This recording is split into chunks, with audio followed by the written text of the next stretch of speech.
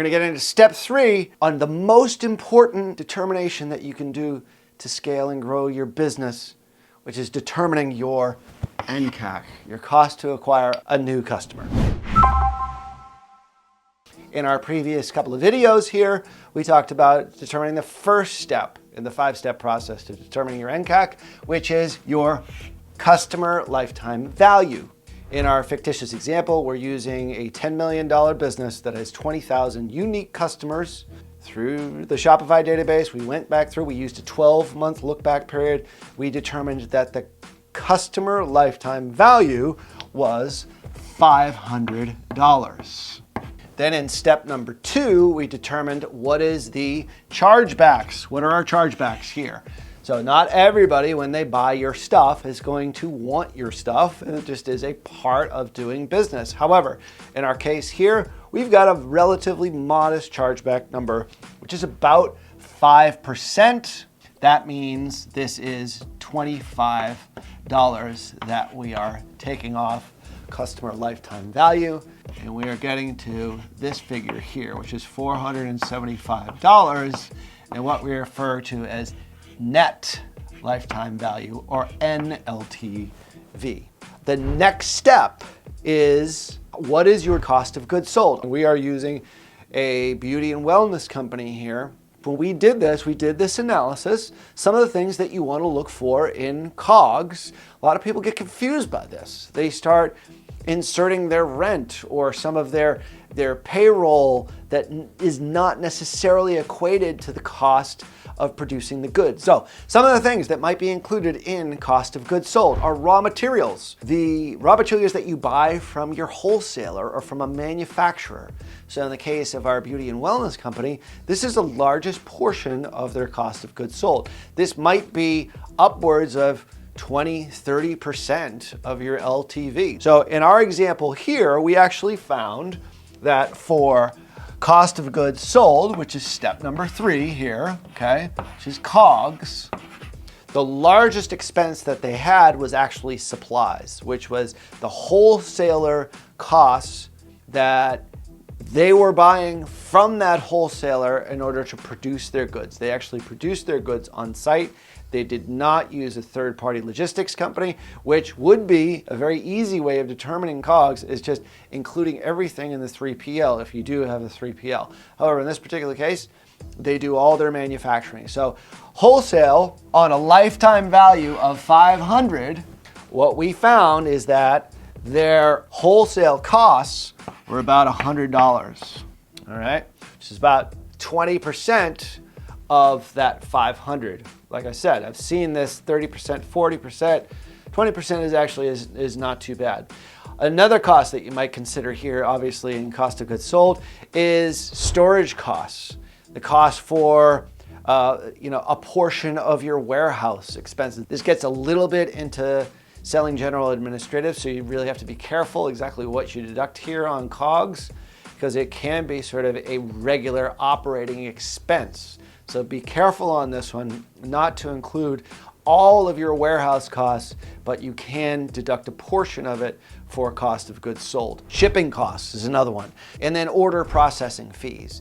Line workers who work specifically on packing and shipping, your pick and pack people. Okay, that's another one. So these are all cost of goods sold. These are all the direct costs of producing goods. So factor all these in. Once again, this is a moving cost. The more you sell of your product, these costs go along with every single sale.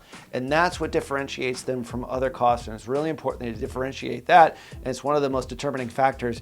And one of the ones that a lot of businesses get tripped up with. So obviously we'll leave some links in this video here for you to help you with these types of things. However, like I said before, the By the Numbers app in the back end of your Shopify store can get you to figure this out very quickly and easily.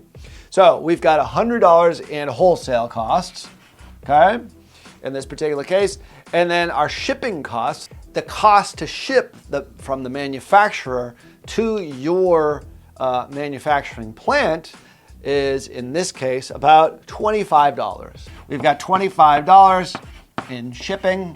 Okay, this is different than shipping and handling. This is the shipping cost associated with the cost of goods sold.